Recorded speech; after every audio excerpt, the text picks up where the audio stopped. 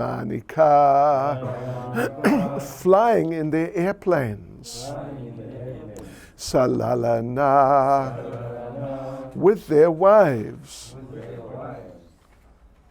Along with their wives.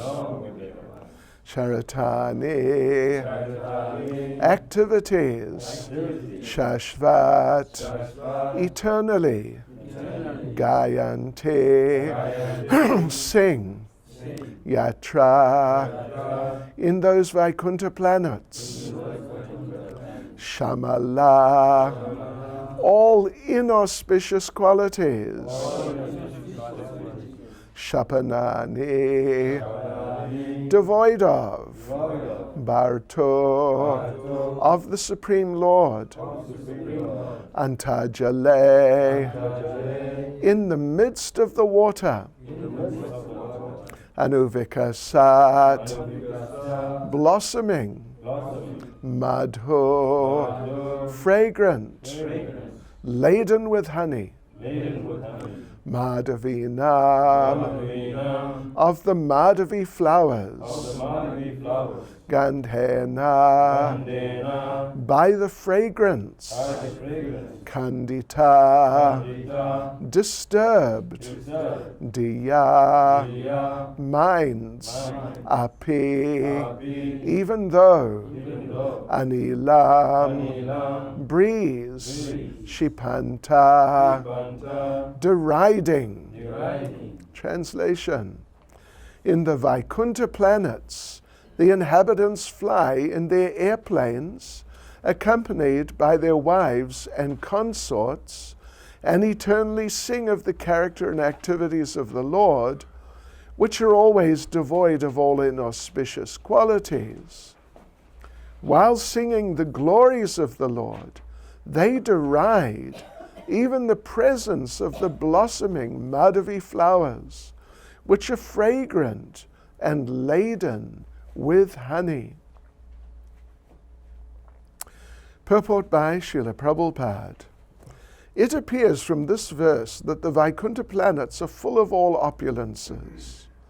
There are airplanes in which the inhabitants travel in the spiritual sky with their sweethearts. There is a breeze carrying the fragrance of blossoming flowers, and this breeze is so nice that it also carries the honey of the flowers. The inhabitants of Vaikuntha, however, are so interested in glorifying the Lord that they do not like the disturbance of such a nice breeze while they are chanting the Lord's glories. In other words, they are pure devotees. They consider glorification of the Lord more important than their own sense gratification. In the Vaikuntha planets, there is no question of sense gratification. To smell the fragrance of a blossoming flower is certainly very nice, but it is simply for sense gratification. The inhabitants of Vaikuntha give first preference to the service of the Lord, not their own sense gratification. Serving the Lord in transcendental love yields such transcendental pleasure that, in comparison, sense gratification is counted as insignificant. Vaimanika salalanascharita shashvad gayanti yatra shamala shapanani bharto antarjale nuvikasan modumada vinam gandena kandita diyo pyanilam shipanta.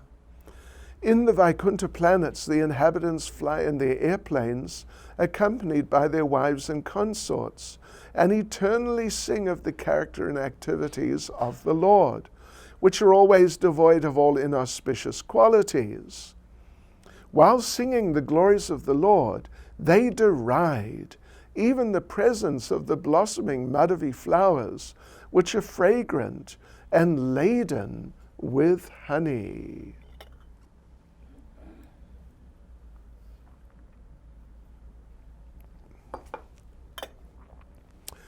Nama Om Vishnu Padaya Krishna Prestaya Bhutale Srimati Bhakti Vedanta Swaminiti Namane Namaste Saraswati Devi Gauravani Pracharne Nirvishesha Shunyavadi Paschityadejitarne Sri Krishna Chaitanya Prabhu Nityananda Shri Advaita Gadadha Shivasati Gaura Bhakta Vrinda Hare Krishna Krishna Krishna Hare Hare Hare Rama Rama Rama Hare Hare Vanchakapatarubhyascha kripa sindhubhyevacha patitanam pavanebhyo vaishnavebhyo namo namaha. Vaishnavebhyo namo namaha. Well, this is a very beautiful chapter of Srimad Bhagavatam. Very special chapter which forms a part of like a pastime, describes a part of a pastime which is elaborated upon through a number of chapters, and the nature of that particular pastime is really extremely important. It's the fall of Jai and Vijay,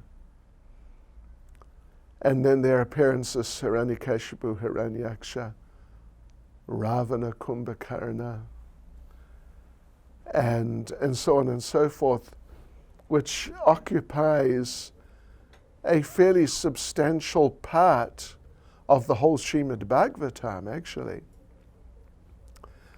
But this, I assume you've been following this for the last so many days and weeks, so you would know the background, basically, that the four Kumars have just arrived in Vaikuntha, and they've never been in such a place. They've only been in the material world. Or maybe the Brahmajyoti, because they were impersonalists. But whether they were actually in the Brahmajyoti is not completely clear, because certainly they were just moving around in the material world just immediately before this pastime happened. And it was in the material world they encountered Narada Muni, great devotee and great preacher and presenter of Krishna consciousness.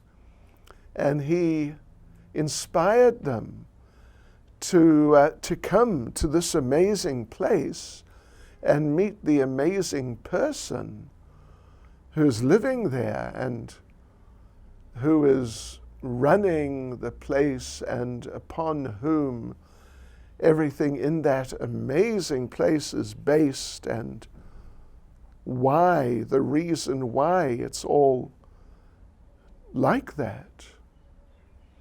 So when they heard these descriptions from Narada Muni, the four Kumars, even though they were impersonalists, they became so inspired, they decided, that's it. We are going there. And away they went. And here they come. This is what we're reading about here. The description of what they experienced when they arrived. Actually, they haven't even really been inside. I assume you know that part of the story. They haven't even really been inside yet. They're just at the gateway. But when you're at the gateway, and the gate is open, then you can see in what's inside. So that's what they were seeing. There was a gateway, but there were no gates. It was just an arch with guards, Jai and Vijay. So they were able to see a little bit, not too much, but something. They could see inside that, what a place is this? Even Srila Prabhupada made the point that when you take to Krishna consciousness, as all of you have done, then the understanding is you've already traversed a long path just to get here. You don't just suddenly appear in the gateway to the spiritual world just like that. It's a long path, many lifetimes, going through so many things. We read the description of Gopakumar when he went back to Goloka Vrindavan, and he went through many lifetimes. Finally, he arrived there. So in this way, we assume that we have also been on a long path which has finally led us here to the entranceway, and we're just standing right at the entranceway to the spiritual world.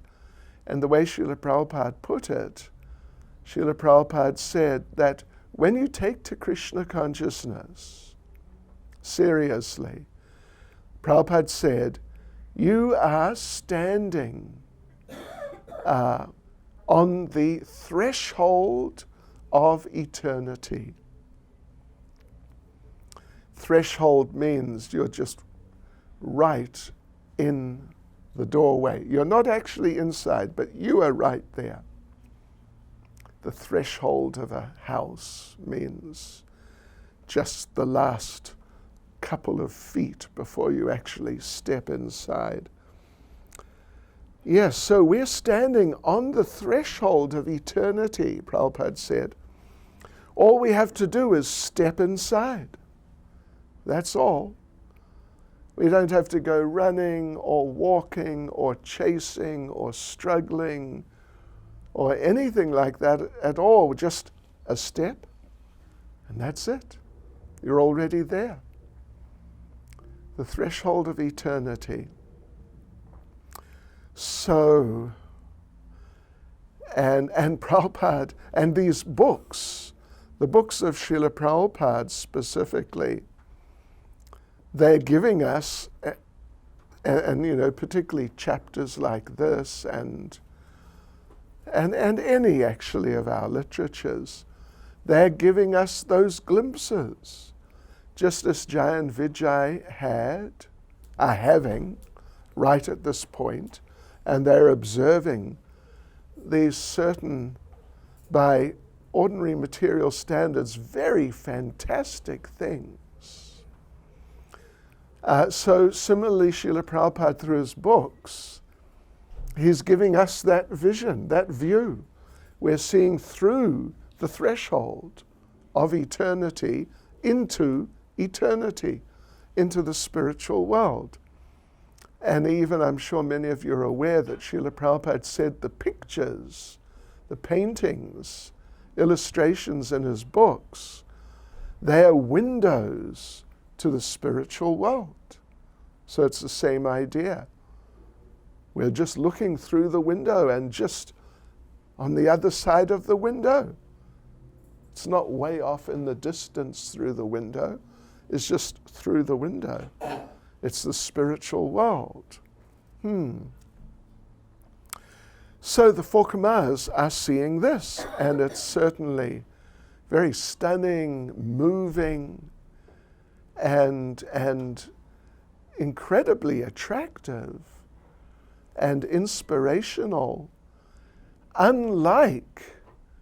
far unlike anything they've experienced so far. And they've been in the heavenly planets, they've been here and there, Janaloka, Tapaloka, these places, which are like superhuman places, but still within the material world. They've been there. So they have experienced some things, means some really amazing and wonderful things in this material world, beyond what we've experienced in Chatsworth. Well, of course, when you're in front of Radharadhanath, particularly if there's a nice kirtan going on or something, then you're also there to some degree. Yes. So, but the four Kamas, in terms of material experience, they have, as they say, been there, done that, seen that. Okay? All right.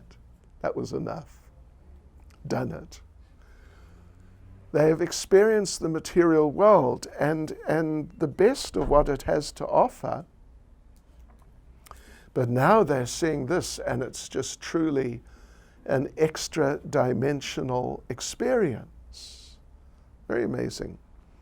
So they are observing through the gateway some of the inhabitants of Vaikuntha, and different actually of the inhabitants. The verse I suppose you read yesterday was saying how they saw some of the trees. Was that yesterday?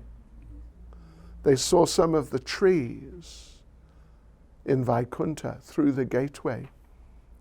And they saw, well, the description was that those trees, in all seasons, they bear all fruits and flowers. And of course, we've seen so many trees with flowers and fruits. But they saw what they saw. They saw trees with fruits and flowers at the same time. Normally you don't see that, because the flowers come and then the fruits come from the flowers. This is a little, what would you say, botanical exercise. From the flowers come the fruits. Usually it works like that. But here you've got the flowers and the fruits at the same time. But that's just the beginning of it. There you've got not just the fruits and the flowers at the same time, but you've got different types of fruits and different types of flowers on the same trees at the same time. You don't get that.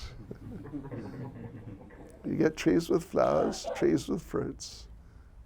Maybe sometimes some trees with some leftover flowers and some fruits, but not just two different types, but many different types. And they saw as they looked through, they saw how those were desire trees. They saw how they were. In other words, they saw some devotees approach the trees, which had a few different types of fruits and flowers. And some devotee placed a request to a tree which had, oranges, apples, bananas, anyway, possibly bananas on a tree, and, apricots and peaches, and rose flowers, and other types. But then they saw some devotee approach a tree and say, I'd really like to offer Krishna some lychees. What do you think? And suddenly, some super duper lychees, even better than Mauritian, South African lychees. They're okay. Let us not criticize, but Mauritian lychees are better, and good Mauritian lychees are a lot better. So yeah, and suddenly these super duper lychees they were there. And the four Kamas saw this. And now they're seeing some of the inhabitants moving around and doing different things and observing the reactions of these different inhabitants to different situations that they encounter as they're moving around. So first thing they see is, in terms of a number of inhabitants, The first thing is they see that, oh, look, they're flying in planes. These are not SAA planes. Neither, they're not even mango planes. Or any of the others, they're not even Emirates planes. Noisy, with all just extremely complex technical and mechanical arrangements and all that, burning up so many liters of fuel every minute. These were flower airplanes. And they just go, you just ask them, can we go this way? And off you go. And they can even fly interplanetarily.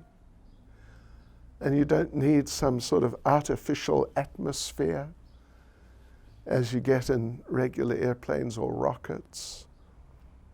Yeah, so they saw the inhabitants flying around in these types of airplanes, which are open.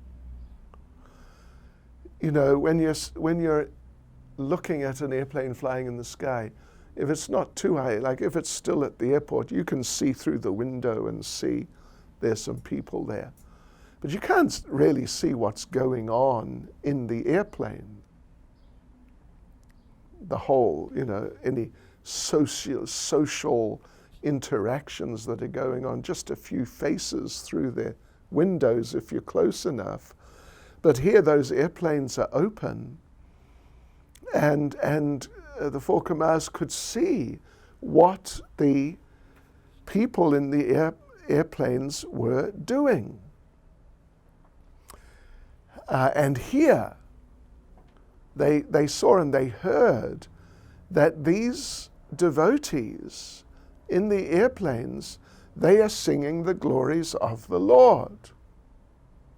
When you see someone in a regular airplane, if you're, waiting for them in the airport and you see the plane come in and you see your friend or family member through the window, their mouth may be moving, but you can't hear what they're saying. In some of our temples in Russia and that sort of area, where it's very cold in the winter, they have double glazing. Well, actually, every window is double glazed. Just millions of them, because it's too cold otherwise. But some of them, they have special double or triple glazing. And I've been a few times to some temples where there's very, like 2 or 3 layers of glass with some gaps in between, because it cuts down the sound and the cold, but it cuts down the sound. And through the window, you can see the devotees having kirtan. And the devotees are just, they're going for it. But you can't hear a sound. You can't hear anything at all. But the 4 Kamars, when they were seeing the Vaikuntha Vasis in their airplanes, not only could they see their mouths moving and emotional expressions of different types, but they could hear what they were singing and speaking. And they heard, they were just simply chanting the glories of the Lord and just totally absorbed, just completely enraptured by different topics, different devotees, groups on different planes, and different people on the same planes, and so on. They're speaking, chanting, sometimes singing descriptions of the qualities of the Lord, of the pastimes of the Lord, how he displays his qualities in the pastimes. He heard them chanting different names of the Lord,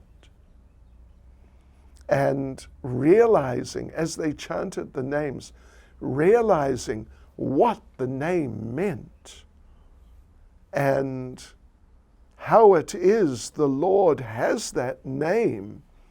In other words, the relevant pastime or pastimes connected with the name. This is just a brief description in one verse, but you could write a book just about what they were singing and chanting and talking about and exchanging in different ways. It's deep. It's extremely deep, to the point that the Forkamers who'd basically seen it all, done it all in material life, they were just flabbergasted, just totally overwhelmed by the sight, unlike anything they'd experienced before, just in a totally different realm of experience. Yes, and as those devotees and their wives and consorts, or as Prabhupada says in the purport, their sweethearts. You know, oftentimes this term sweetheart is used to describe a person, or is applied to a person who someone else loves but they're not married to. It's that sort of relationship. But devotees, don't worry. It is possible for a husband or a wife to be a sweetheart. I heard some of you giggle. Yeah, but it is possible. It's not just formality and yes sir, no madam, and all that. They can actually be sweethearts and be married. True. So, as they heard this, because, you know, the first thing is, they had heard from Narada Muni some things, enough to really inspire them, just really inspire them. But it was not a complete description, but it was a very nice description. Now they've arrived, and they're witnessing all of this. So they're also witnessing, or not just witnessing, but they're experiencing, as the verse says, that these, the singing, the talking, the discussing, the chanting of the character and activities of the Lord, they experience, the Forkamers, that these things are always devoid of all inauspicious qualities. Anything inauspicious is just not there. And it means that there's only auspiciousness there. And meaning total auspiciousness, full-fledged, unlimited auspiciousness was there. So they experienced that through hearing the singing and chanting and speaking like that, of all these things to do with the Lord, or not just to do with Him, but about Him. They experienced that, oh, just see, this actually is eternal. It's not just that we hear something nice for a while, and then, then we will have had enough, and we'll go on to something else. Yeah. But it's just fully auspicious from beginning to end, and there's no end, and there's no beginning, but still you can say from beginning to end. From top to bottom, but there's no top, no bottom, and just all around. it's just total saturation. In nectar, yes, and while these devotees in Vaikuntha were just so totally, completely absorbed in all of that, hearing and chanting, singing, reciting, and experiencing the nectar of that, then another thing happened, which is a very interesting thing and very important thing, is that the Vaikuntha, the spiritual world, it's a world. And we just mentioned about the trees. And there's trees, there's plants, there's bushes, there's shrubs, there's grass, there's what they call ground covers. There's all different types of growing vegetation, right up to super trees, right from little things which just are on the ground. So all of those different types of vegetation are fragrant. They're all fragrant. But particularly what they experienced, and it's just an interesting part of the spiritual world, amongst devotees in the spiritual world and in the material world, but particularly in the spiritual world, amongst the devotees, there are different types of devotees. And each different type has a different flavor, you could say, a different nature, different characteristics of relationship with the Lord, like details of their relationship with the Lord. First of all, there's the 5 main rasas, and they're really quite different from each other. Neutrality, servitorship, friendship, parental mood, conjugal mood. These are really different from each other. But within each type, for example, the parental or the conjugal, within each type, there are many variations. There are many subtypes.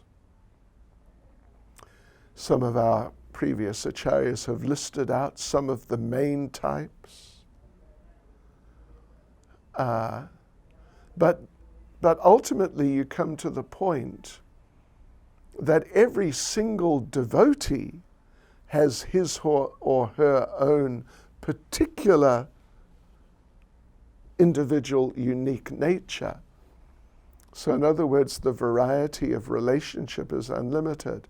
Similarly, all the vegetation, like here you've got grass and, sort of common things that grow around here and there. And they're not fragrant. Actually, they all have some aroma, but not always what we would consider, what people consider nice fragrances.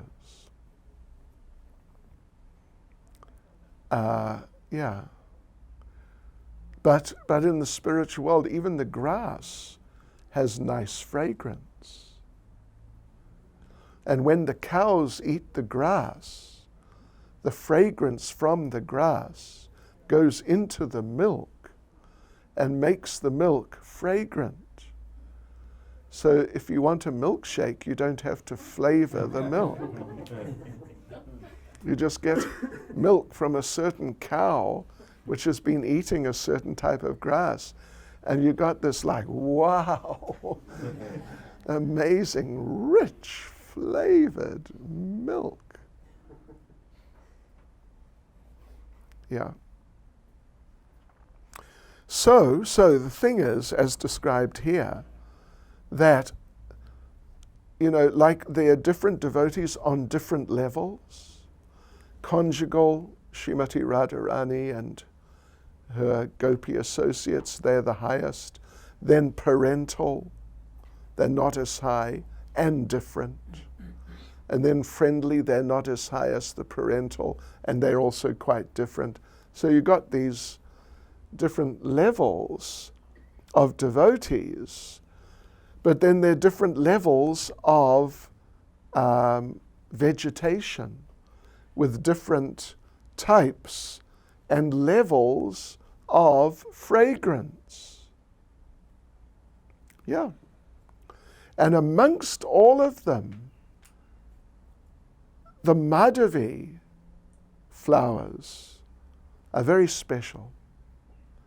There are others which are as special, maybe some which are more. But here, particularly, the Madhavi flowers are being pointed out as being especially fragrant and powerfully fragrant. That not only, as we read, not only does the fragrance get carried by the breeze for some distance, but the actual honey, this is what Prabhupada says, and the verse says, the honey is carried in the breeze. You might get a face full of honey. But anyway, I think it's more subtle than that. But one way or another, the honey, the breeze, the verse says, the breeze is laden with honey.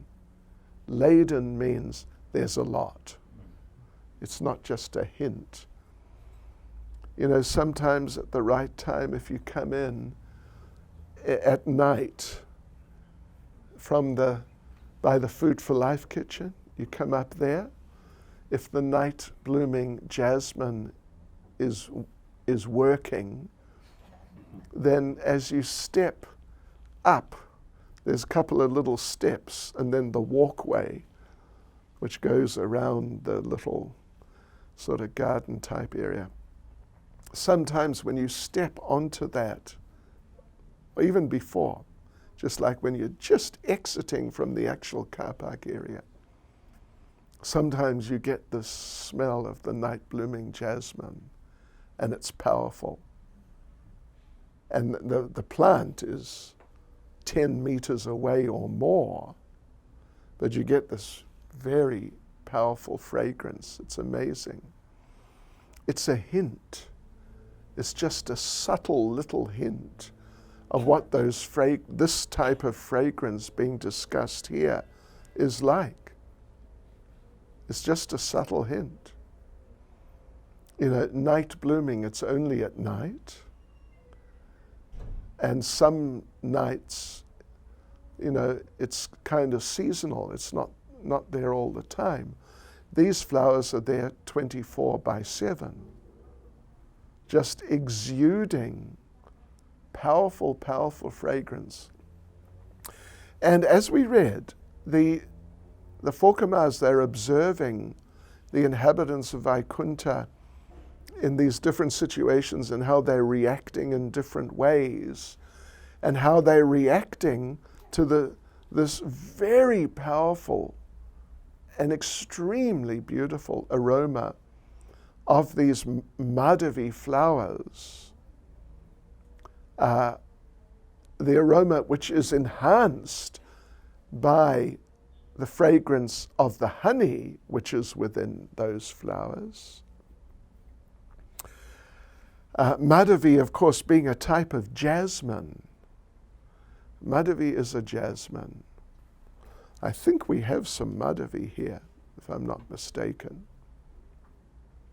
I mean, we've got Parijata here. But anyway, Madhavi is a jasmine, a type of white jasmine, delicate flower. So when the Fokumas saw these Vaikuntavasis, they suddenly, they picked up that aroma from the Madhavi flowers.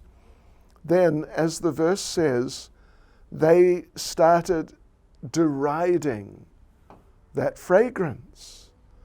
That, what is this? Deriding is quite strong. If you deride a person, you tell them they're a stupid fool or something like that. It's a really quite a strong negative expression. So they were saying, what is this? Useless stuff. Oh, get away from me, fragrance of Madhavi flowers. Just don't bother me, because I'm experiencing something better. You are acting as a distraction for my consciousness, because my consciousness just got a little diverted by you, by the fragrance, whereas my consciousness was totally absorbed in the Lord and His character and activities and so on like that. But now suddenly, like a little blip, what was that? And so they derided it. Get out of here. You're distracting me from the real nectar. It's like, who needs, I don't know, what should you say? Who needs just plain yogurt when you can have a nectar drink? Anyway, it's something like that. Yogurt's nice. It's very nice. But a nectar drink, in terms of how pleasant the experience is, a nectar drink is just something much better. So somehow they got momentarily distracted by the fragrance of the Madhavi flowers, with the honey sort of flavor or fragrance added also. And just suddenly it happened, and their attention was diverted. But then they quickly pulled themselves together and just said, what is this? Get out of here. I'm not interested in you. Take your fragrance some other direction. Why, devotees, why do you think they were attracted, though, by the fragrance? Why was the fragrance attractive? Huh? Speak up, I didn't hear that. Spiritual. Well, yes, that of course cannot be a wrong answer. But, yes? Is it emanated from the Lord? All right, you're getting closer, yeah? They were Brahmavadis or impersonalists? Yeah, okay, but no, that's not really the point. Why was the fragrance was just amazing, whoever they may have been, but the fragrance itself was amazing.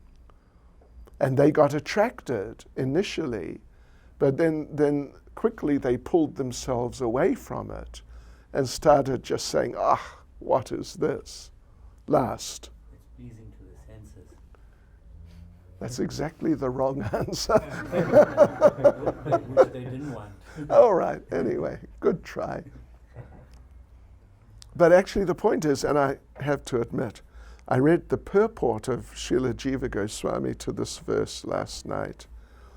And he says that because their fragrance is acquired from the Lord. Yes. It's acquired from the Lord. It's not just their fragrance.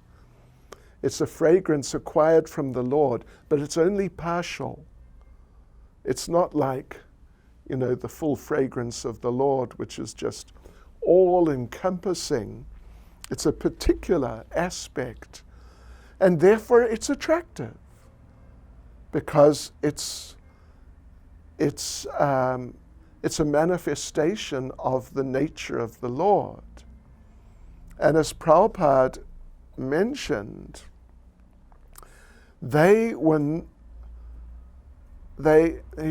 says, these devotees are so interested in glorifying the Lord that they don't like the disturbance of such a nice breeze while they're chanting the Lord's glories. In other words, they are pure devotees. They're pure devotees. Yes. And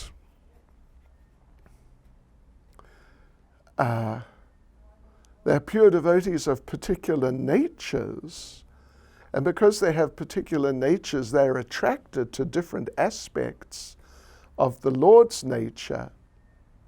Like the cowherd boys, they're attracted to certain aspects of Krishna's nature. You know, many of them, the fact that Krishna's a tough boy. He's nice, super, really nice, but he's a real, he's one of the boys. But then the gopis are attracted to Krishna because of other qualities, particularly. So these flowers are reflecting certain aspects of the Lord's fragrance, certain parts of the Lord's fragrance. Therefore, how could they not be attractive to the devotees there? But it's only partial and only a particular part, whereas their attraction is broader than just that particular aspect, fragrance, and a particular type of fragrance. They're attracted, for example, to the Lord's mercy, to the Lord's kindness, to the Lord's wisdom, and so many other things. And they were absorbed in discussions, hearing and chanting and singing and speaking about all those many different features of the Lord in those senses. But when they smelt these Madhavi flowers with honey, because it's reflecting the Lord, they were attracted, but because it distracted them from the main aspects of the Lord, they're mainly interested in and attracted by. And it's just flowers anyway, it's not even the Lord himself. Therefore they felt like, what a joke. Yes. So, and even if you take it as Arjuna Acharya Prabhu put it, which, is true, it's not like it's untrue, that it was a sensory experience, a sensual experience, which it was. Even if you take it like that, which is very low level, the thing is, they were so serving the Lord in transcendental love gives such transcendental pleasure that if you compare that to just some even super fragrant flower, then the experience of the Lord is much, much greater.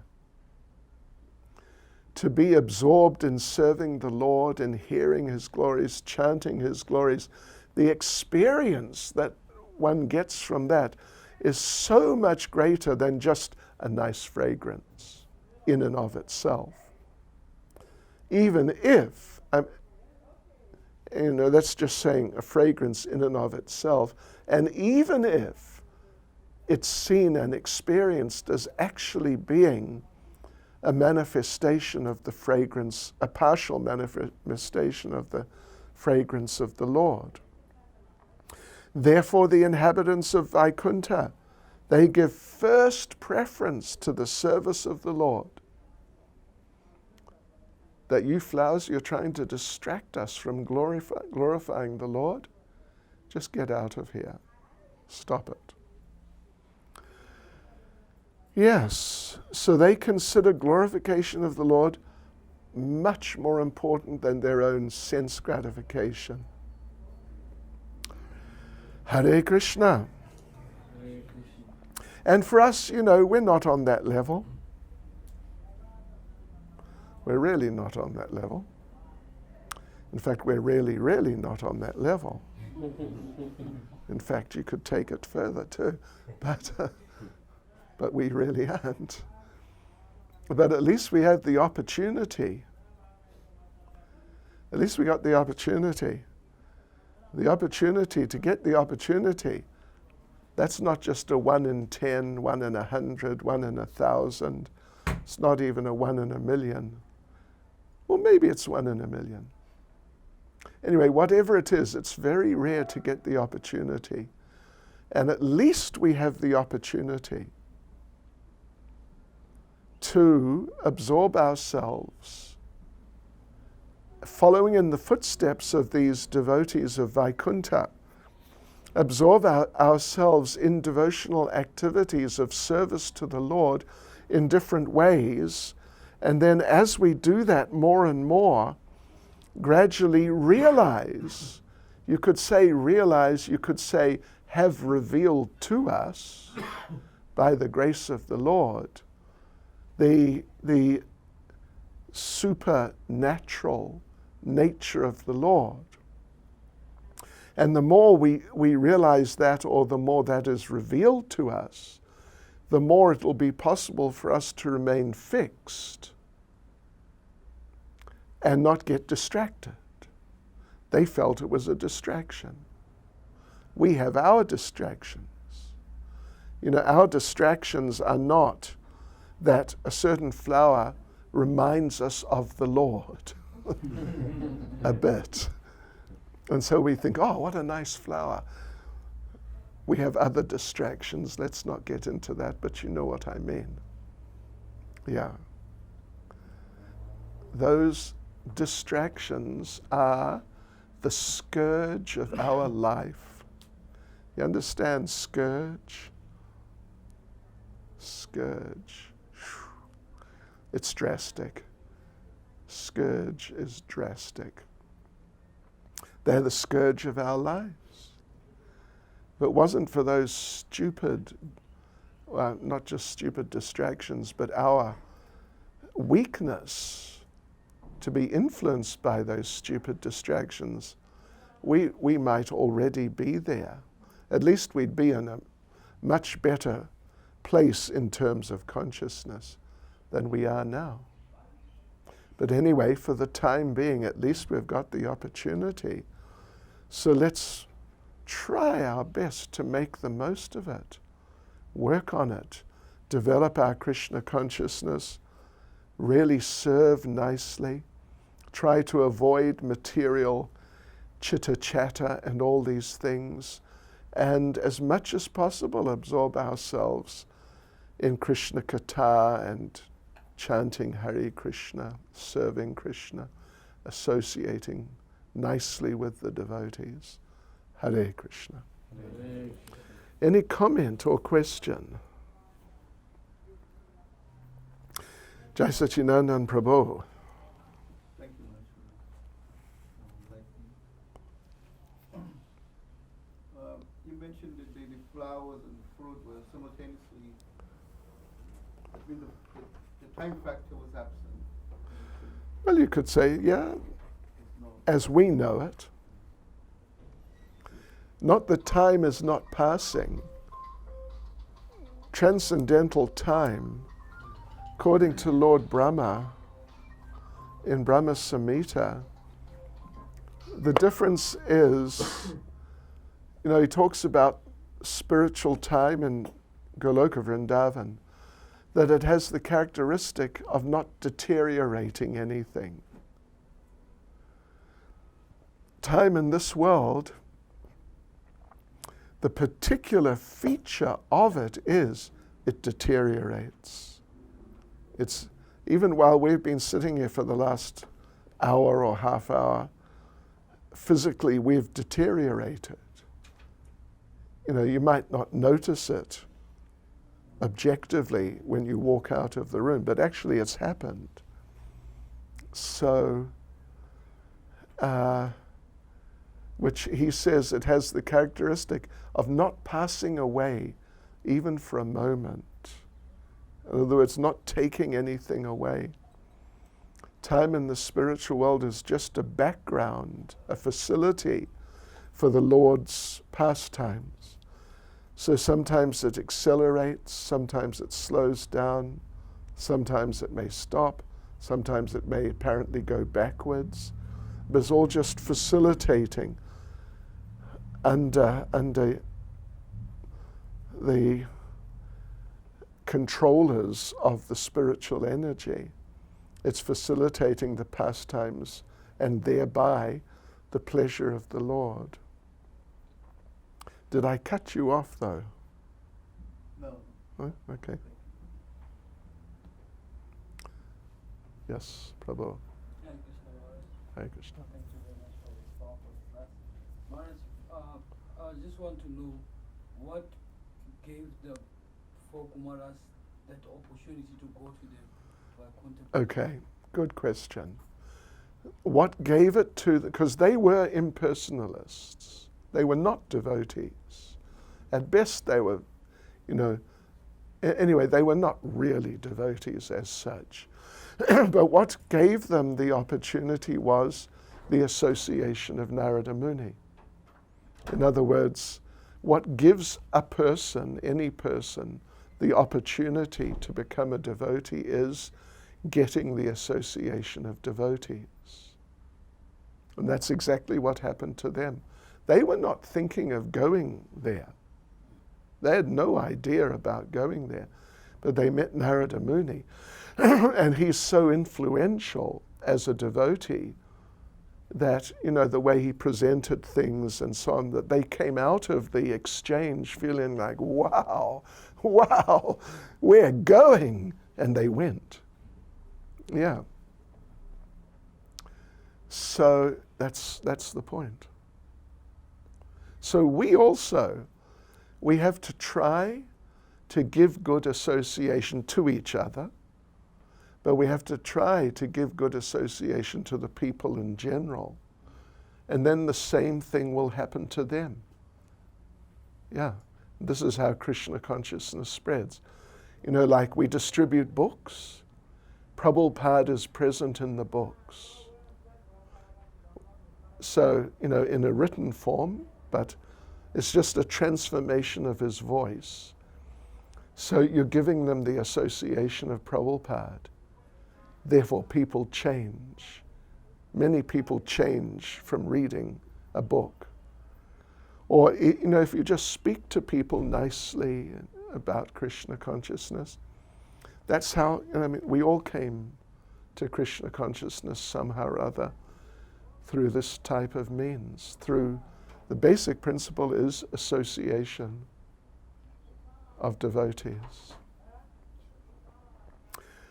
Mataji Rukmini, was your hand wavering there? I was thinking about this distractions, and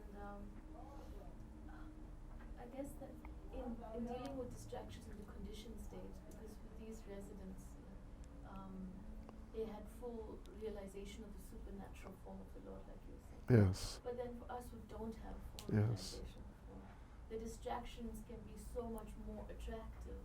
Yes. Because the realization is not there. Yes. In that state, how to deal with them. Well, the thing is, just the fact that someone has remained a devotee for a while means they've taken some step in that direction.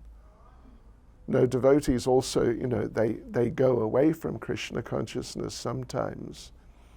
So it's like what you were saying. The distractions can really be too powerful or extremely heavy. But, we already got some mercy, therefore we're here. And if you've been around, for how long you've been a devotee now?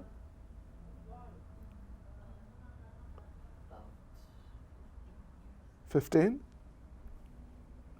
Just the fact that you're still here and you're not in some other place, means material place, means that you are receiving, you're following the process, which is not just process, but following what's given by Srila Prabhupada and the devotees on behalf of Prabhupada, who are sort of carrying Prabhupada to you, and doing, practicing these things. And as a result, the taste, the experience, generally we would say, or we would hope, it's sort of gradually increasing actually. But even if it's sort of a little kind of stationary in terms of upward movement, at least it's enough to still be here.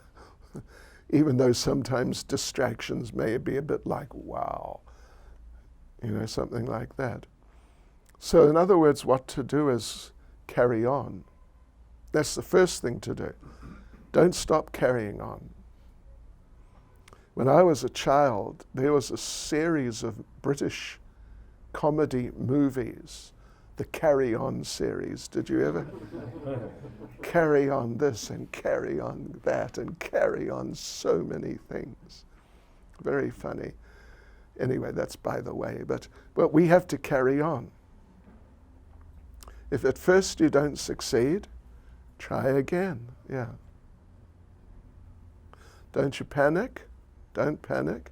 Give it one more try, and then one more. But really what we should be trying to do, in fact, is positively trying to develop our Krishna consciousness. Not just find a steady, it's nice when devotees are steady and not sort of, up and particularly down and just unstable. But steadiness can lead to or be a form of complacency or lethargy or something of that sort. That I've found a kind of comfort zone in Krishna consciousness, in this world. I'm okay, I'm carrying on. Krishna consciousness, we should always try to maintain a progressive attitude and look at our lives and consider how to develop our lives in positive ways. Yeah. Doesn't mean just, change, but how to naturally evolve and develop ourselves as devotees in terms of what services we have, our proclivities in Krishna consciousness. Then advancement will happen. Advancement will happen just if there's sincere steadiness too. But we should also play our part by making some effort to develop our Krishna consciousness beyond where it is. Hare Krishna. Srila Prabhupada ki.